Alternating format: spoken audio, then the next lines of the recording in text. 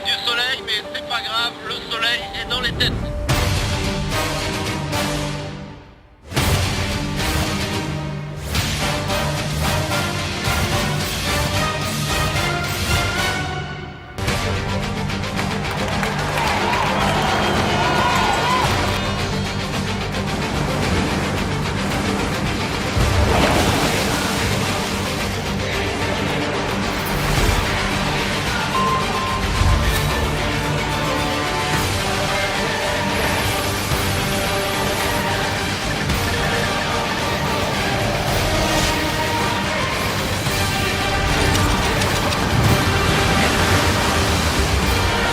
I do wonder why I do it sometimes.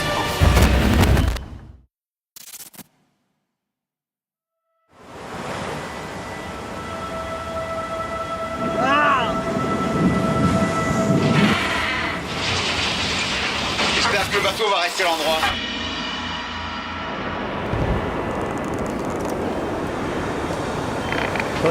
Yann de Safran, là c'est Marco là, qui me reçoit.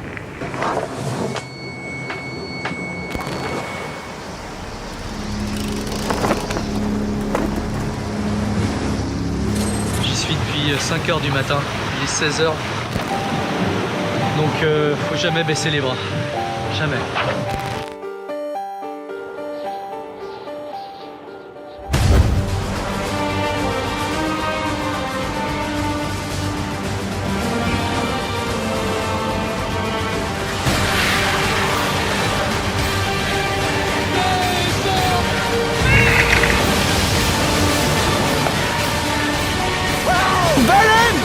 Bah j'arrive, attendez.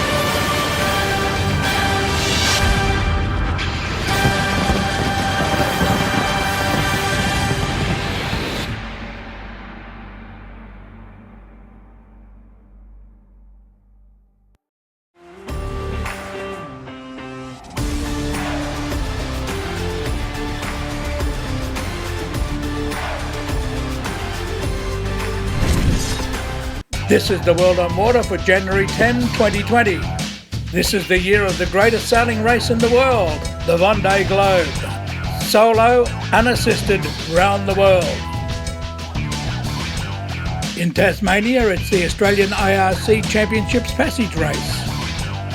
The 5.5s are off Sydney and their class cup is day 2.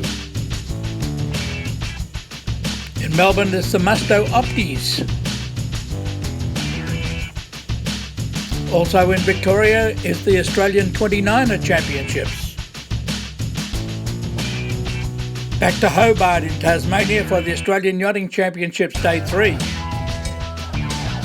The finish of the Ocean Racing Club of Victoria's Melbourne Hobart. The Royal Langkawi International Regatta is Day 2. And under red skies is the Australian 29er Championships.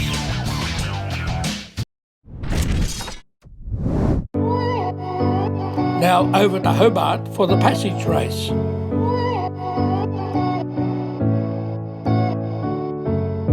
Today was the passage race in the Australian Yachting Championships. It was really the medium distance race, being the Rolex Sydney to Hobart being the long distance race of the series.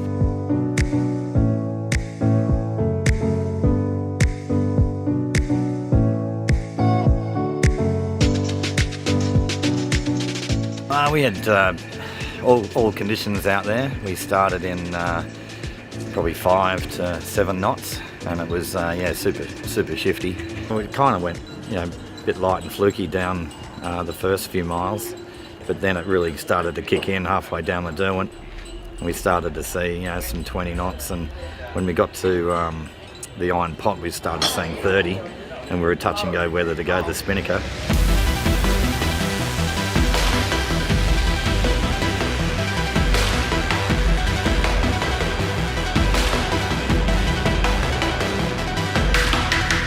We were going to go the big masthead symmetric, but then we made the decision to go the A5 and be conservative. And then I said, let's not hoist because we're seeing more coming.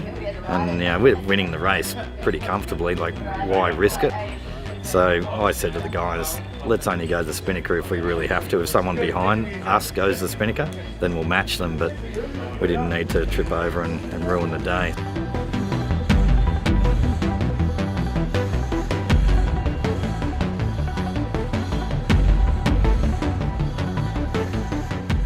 Yeah, it was a lot tougher than what we saw in last year's Rolex Sydney to Hobart race out there.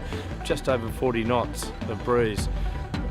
So a pretty exciting passage race, and the run down there, we're a little bit ahead of the weather, so we actually had a really great run under Spinnaker all the way. The conditions out here on the Derwent, you know, it's always challenging. There's always so many wind shifts. It actually makes it a really fun place and a very tactical place to sail, and you know, you really got to stay on your game the whole time.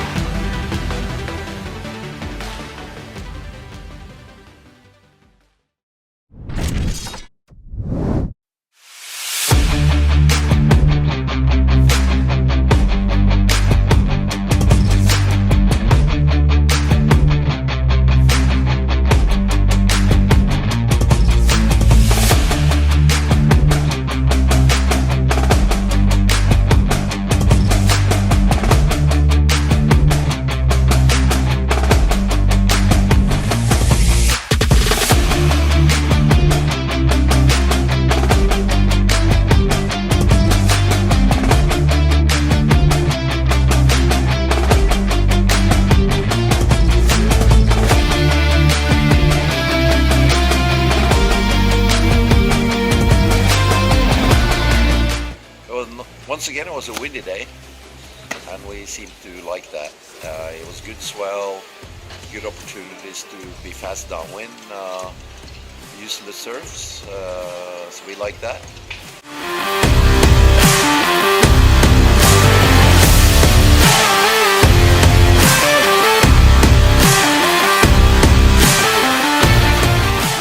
That last race was exciting, and I think really early on to get on the, you know, go deep on the downwind and stay to the left and try to protect the left side so you can get the left buoy and get into the right side on the upwind. I think that was probably the most important thing we did.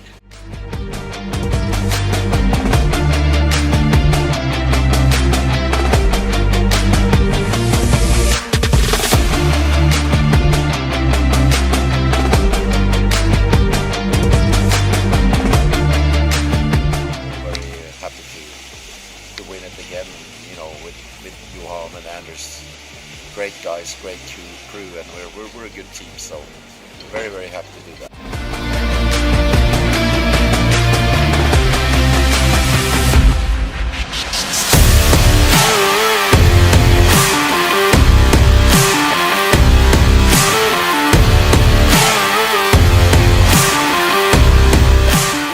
Well, we'll see if hopefully we can defend in home waters if the class wants to go to Langkai and sail the Gold Cup of the Worlds. We will we'll do all our best to defend it once again.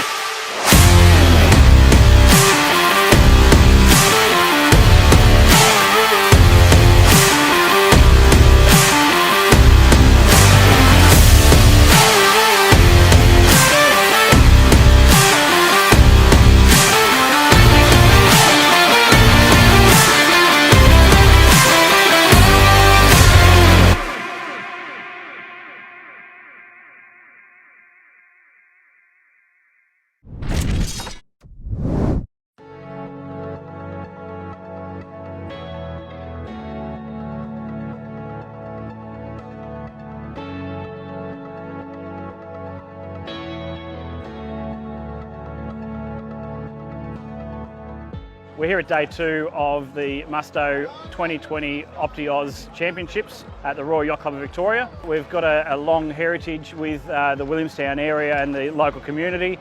We've been supported this year with this regatta from Hobson's Bay City Council and the Victorian State Government.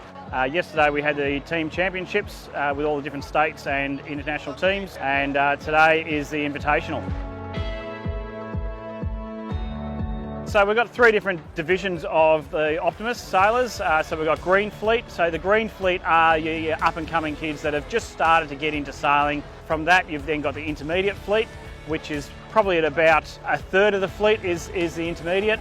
And they're the up and coming ones that have been through the green fleet, and they're really starting to expand and get their skill set right down. And then we've got the larger fleet, which is the open, and they're the experienced ones that will go on to the World Championships and go for world titles.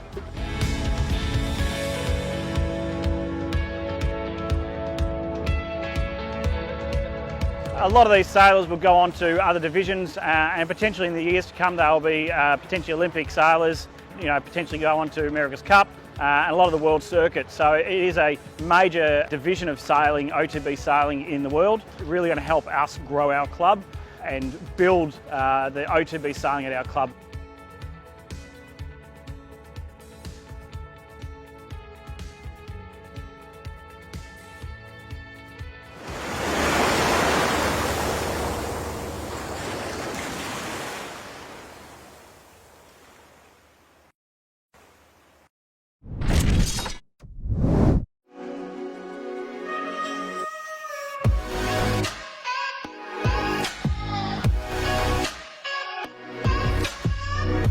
My name's Amanda Jacobs. I'm the General Manager of Regatta Yacht Squadron on the Mornington Peninsula. This is my office. Our values are family, friendship, sailing, and it does what it says on the tin. We are a family club. There are 3 generations of sailors often with us on a weekend. We hope that our participants in these regattas feel that vibe as well. It's certainly a casual, social, we just love sailing. We love being on the water.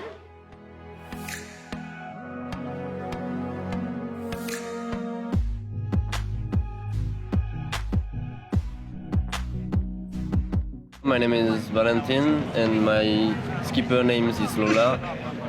I come from New Caledonia. It's a small island in the South Pacific. It's the first race in Australia. Also first big race with a lot of boats.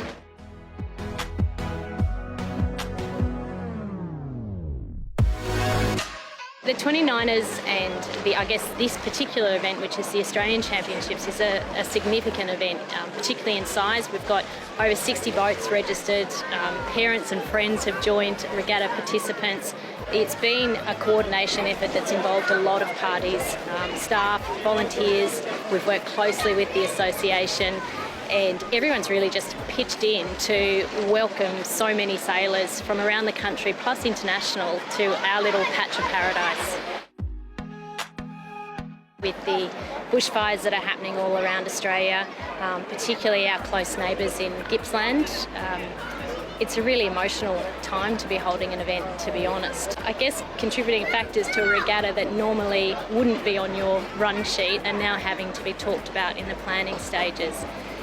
For us to be down here and hosting a regatta whilst so many people around the country are struggling is a little challenging, but there are small things that we can do during that. So we are collecting donations for those impacted by the bushfire, particularly in Gippsland, and we'll continue to do small things like that.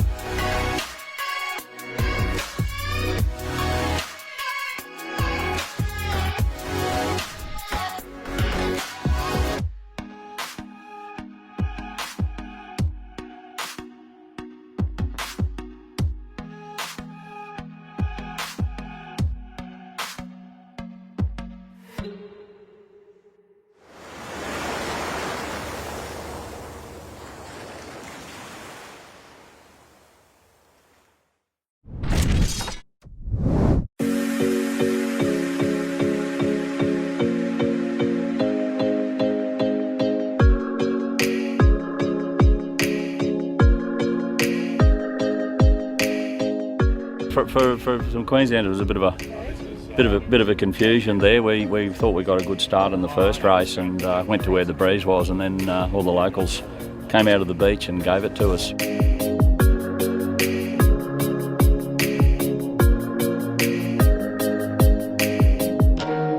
You're racing against the best boats in Australia, and certainly when you look at the TP52s and the big boats racing out there, it's very spectacular to watch. We're all mates. We've all sailed together for years and years and years, so If you're not doing the right thing, everybody tells you very quickly and nobody takes offence. And we don't have any paid crew or any professional crew. It's all just a bunch of blokes from Sandy.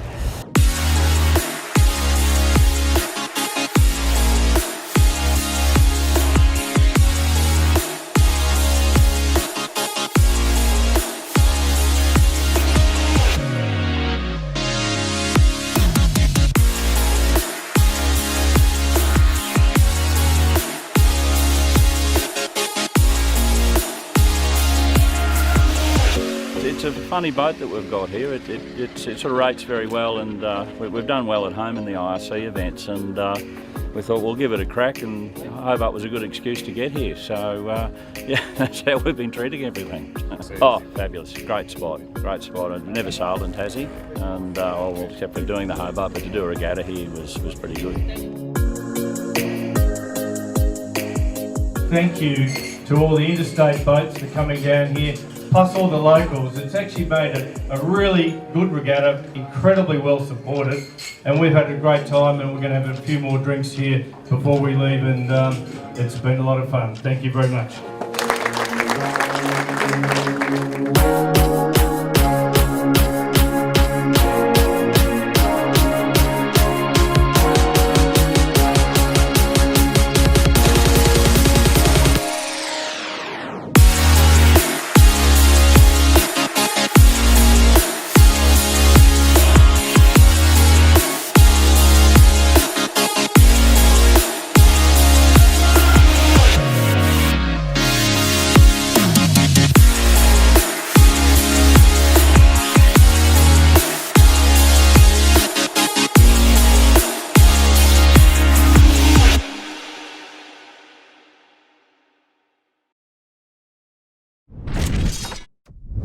Welcome back to Hobart. Rick, we've got some boats. How good's that? Yes, it's absolutely fantastic. So we had a long night. Last night we had Lord Jiminy come in at 3:30 a.m. and we had Soiree Blue come in at 6:30, or a bit after 6:30 actually. Yep. How are they going the rest of the fleet though? Well, the rest of the fleet they sped up last night and they've slowed down again this morning. Well, they have. We've had 2 retirements. Well, we're actually going to talk about the wind in a minute, but that's caused 2 of the retirements. And we've got our last 2 competitors who are actually competing at the moment coming in. It looks like Soiree Blue may have pipped Archie on the handicap. It's looking that way at the moment. We'll see how Archie goes coming up into the Derwent, and then we'll go from there. So last night was an eventful night. Actually, the race village itself shut down. So did Taste of Tasmania because we had these strong wind forecasts coming through. We actually had about 40 knots here at the race village, but that Psycho Island, we've been watching that, Rick. Yes, it got up to 67 knots at the peak. Yeah, so we had a good fair old bit over an hour and a half of well over 50, which is in anyone's books a lot more wind than you'd want. And it's certainly a lot more wind than we forecast, but the wind gods choose these things, don't they, Rick? Yes, absolutely, and we just have to go with the flow at that point. So we've got some very experienced ocean racers. They powered it down, they kept it safe, and they got it in okay. The French crew, they're still asleep on Lord Jiminy, and as you can see behind us, the Soiree Blue are doing a bit of housekeeping. We're actually waiting. We should see our next competitor in Archie 2 o'clock, something like that? Oh yeah, I think about 2's probably as close as we can guess it at the moment. All right, and last competitor maybe 7 o'clock tonight. We'll see how we go. Keep an eye on the Facebook and the tracker, however. Also, the presentation is going to be a bit of fun this year. We've actually moved it because of the timing to the QLD up at Shipwright's Arms. So anyone who knows the ORCV, any Victorians would know exactly where that is. It's going to kick off 10:30 tomorrow. Look, that's enough for now. We'll give you the final wrap at the QLD. Keep an eye on Facebook, keep an eye on the ORCV website, and we'll see you soon. Yep. Catch you later.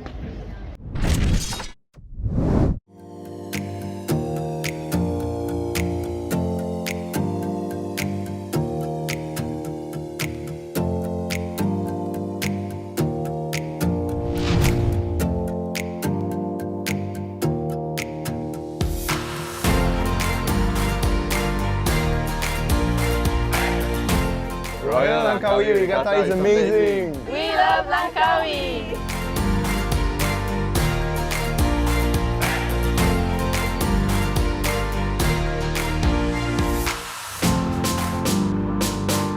Royal Langkawi International Regatta is like a family. Ready for the race? Ready for the race. Let's go. Go.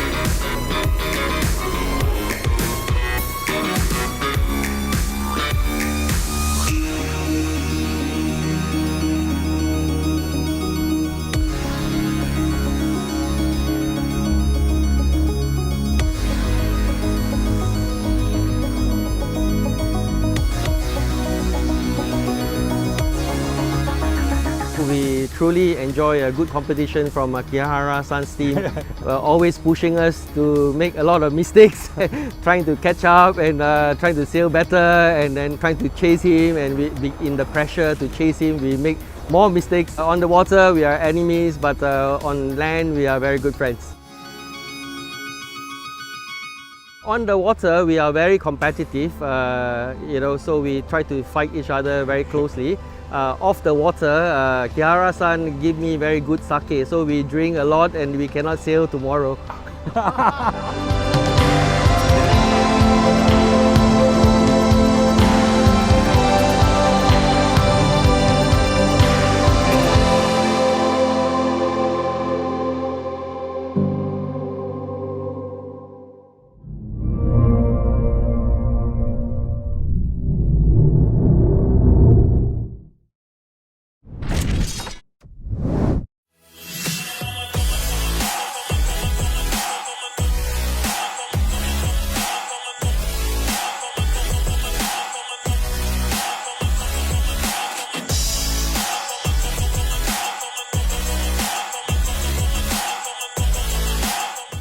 My name is Corentin Goulon. I'm from New Caledonia, and we are in Langkawi Yacht Squadron in Melbourne, and we're here for the 29 National Championship.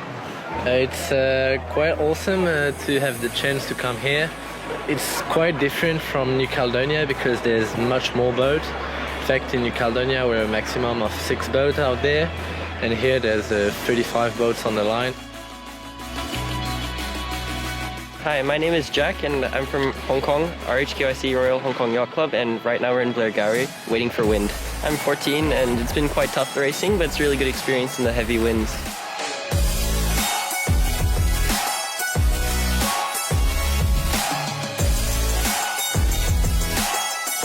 My name's Pei and I'm from Hong Kong.